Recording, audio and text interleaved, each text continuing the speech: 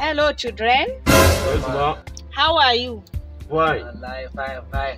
Thank you. Sannunku. To Yeah. silent. A ina muka tsaya a karatunmu? Na jiya ABCD. Addini Zuwa addini mu ta tsaya.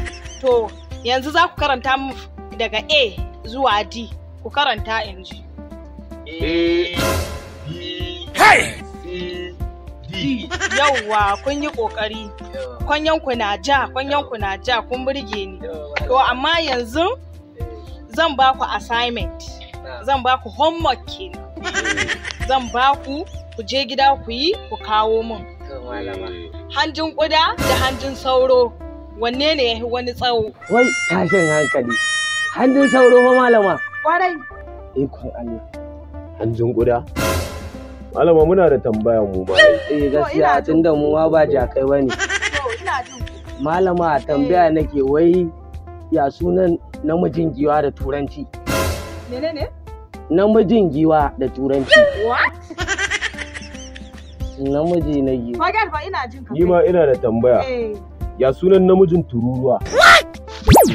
Namijin what? Namijin tururuwa. Tururuwa. What? Kai ku tashi ku ware ku tashi. Gobe ina son assignment dina. Ayo.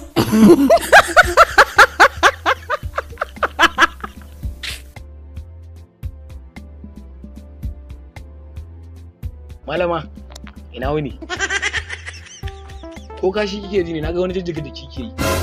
Kinga, faɗa mini abin da yake a ranki. Kisan kai kike so a miki ne ko kuma a na san inda kika ɓata rai. Kisan kai kike so a miki. Shi nake so a yi.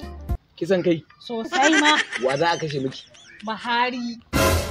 Wa? Buhari. Buhari.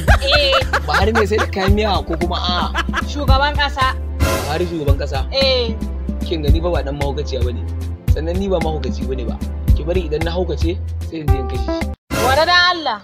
Ware in ba za ka iya ba na nemo waɗanda suka ƙware sosai akan aikin nan. To insha Allah gobe za ki mutu. Aniya ka tabi ka. Ayo.